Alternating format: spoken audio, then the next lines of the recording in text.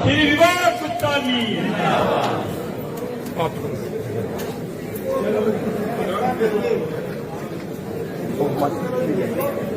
जनता party, Bharatiya Janata party, Bharatiya Janata party जिंदाबाद। काम किया है, काम करेंगे, काम किया है। भारतीय जनता पार्टी, भारतीय जनता पार्टी जिंदाबाद। भारतीय जनता पार्टी जिंदाबाद। भारतीय जनता पार्टी।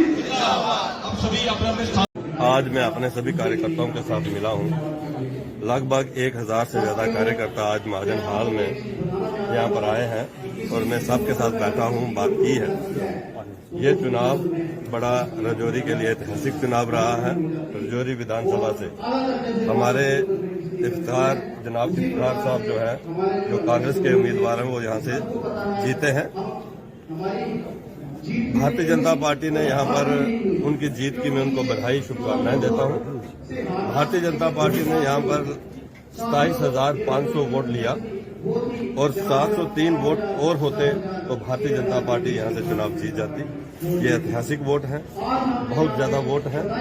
मैं अपने कार्यकर्ताओं का, जिन्होंने मुझे वोट दिए, अपने वोटरों का दिल की गहराइयों से धन्यवाद करता हूं। और जिन्होंने किसी कारणवश वोट नहीं दिए, वो वोट देना चाहते थे लेकिन कहीं ना कहीं उनकी मानसिक तौर पर उनको रोका गया, जिससे कि उन्होंने वोट नहीं किया, मैं उनका भी धन्यवाद करता हूं।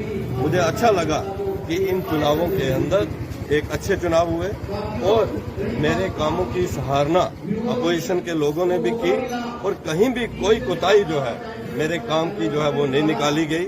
इसके लिए राजौरी की जनता का मैं धन्यवाद करता हूं। जब चुनाव यहां पर शुरू हुआ, चुनाव शुरू से ही मेरे बड़े ही एक मित्र जो कि एक बड़ी सीनियर पोस्ट से रिटायर हुए हैं और भारतीय जनता पार्टी की सरकार ने उन्हें एक उच्च पद पर भी बैठाया, वो उन्होंने ये कहकर कि यहाँ पर कॉमनल फोर्सेज को हमें रोकना है, इसलिए मैं विड्रा करता हूँ और कांग्रेस अलायंस के हक में विड्रा करता हूँ। वो इन्होंने एक ऐसी लाइन ड्रा करने की कोशिश की जो राजौरी की जनता ने उसको नकारा। मुझे 7,000 से ज्यादा मुस्लिम समाज के वोट जो है मिले हैं, लेकिन कहीं ना कहीं उन्होंने जो एक लाइन दी, वो आखिर के 3 दिनों के अंदर उस लाइन ने थोड़ी सी और ताकत पकड़ी। मैं यहाँ ये कहना चाहूंगा, यहाँ पर जो 3 उम्मीदवार यहाँ पर खड़े थे, पीडीपी के उम्मीदवार थे, अपनी पार्टी के उम्मीदवार थे और एक आजाद उम्मीदवार थे, तीनों ने मिलकर 6500 वोट लिया। वो जो एक, मैं ये कहूंगा कि नेशनल कॉन्फ्रेंस, कांग्रेस और पीडीपी, इन तीनों ने मिलकर 45% वोट लिया और भारतीय जनता पार्टी ने अकेले यहाँ पर 43% वोट यहाँ पर लिया। ये अपने आप में एक बड़ी बात है, ऐतिहासिक बात है। बोध गुप्ता 1996 में मैंने पहला चुनाव लड़ा, 6200 वोट लिया। तब से लेकर आज तक मैं राजौरी की सेवा कर रहा हूँ, लगातार सेवा कर रहा हूँ। और पार्टी ने मुझे जब एमएलसी बनाया तो मैंने यहाँ पर किसी जात पात, भेदभाव, धर्म से ऊपर उठकर मैंने हर समाज और हर वर्ग का काम यहाँ पर किया। चाहे राजौरी शहर की बात करें, चाहे यहाँ के गांव की बात करें, यहाँ पर इंफ्रास्ट्रक्चर मैंने यहाँ पर खड़ा किया।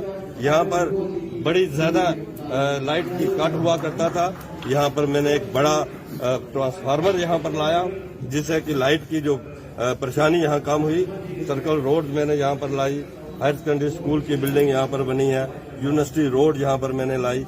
ऐसे ही गांव के अंदर भी बड़े काम किए। मैंने यहाँ पर मेरे घर के अंदर जो भी आया मैंने उसको अपना समझा, चाहे वो गुज्जर बकरवाल समाज से रहा हो, पहाड़ी कबीले से रहा हो, चाहे किसी धर्म किसी जाति से रहा हो, पीडीपी, नेशनल कॉन्फ्रेंस, कांग्रेस, किसी भी जमात का रहा हो। कोई भी एक शख्स खड़ा होकर ये नहीं कह सकता कि हम भारतीय जनता पार्टी बोध गुप्ता के घर गए, उन्होंने हमारी बात नहीं सुनी, हमारी बात नहीं की, हमारे कहने पे टेलीफोन नहीं किया, हमें कहने पे हमें डीओ लेटर नहीं दिया, हमारे कहने के ऊपर वो हमारे कहने पे खड़े नहीं उतरे। एक भी शख्स, चाहे वो मुस्लिम समाज का हो चाहे हिंदू समाज का हो, कोई भी एक शख्स ऐसी बात जो है वो नहीं कह सकता है। परंतु मुझे खेद है, इस बात का दुख और कष्ट मुझे हमेशा रहेगा कि जिन लोगों के काम हमने किए, जिन लोगों के जोली भर भर के काम हमने किए, वो लोग जो एक कॉमनल यहाँ पर एक हवा फैलाई गई कि विबोध गुप्ता अगर जीत गया तो ये हो जाएगा। अब मैं बातें यहाँ नहीं गिनना चाहूंगा। विबोध गुप्ता जीत गया तो ये हो जाएगा। मैं उन लोगों से पूछना चाहता हूँ जिन्होंने यहाँ के लोगों को गुमराह करने की कोशिश की कि विबोध गुप्ता पिछले 10 साल से पावर में है। एमएलसी भी रहा, एमएलसी के बाद भी पावर में विबोध गुप्ता रहा। 10 साल के अंदर कोई मेरा मित्र ये कह दे कि हमने किसी को नुकसान पहुंचाया हो, हमने किसी एक मित्र, किसी एक दोस्त, किसी समाज के एक वर्ग के किसी नेता को विबोध गुप्ता ने नुकसान पहुंचाया है, तो विबोध गुप्ता जो भी सजा तय होगी वो भुगतेगा। लेकिन जिस ढंग से इस चुनाव को रंगत दी गई, इसका कष्ट राजौरी को हमेशा रहेगा। मैं दावे के साथ कह सकता हूं।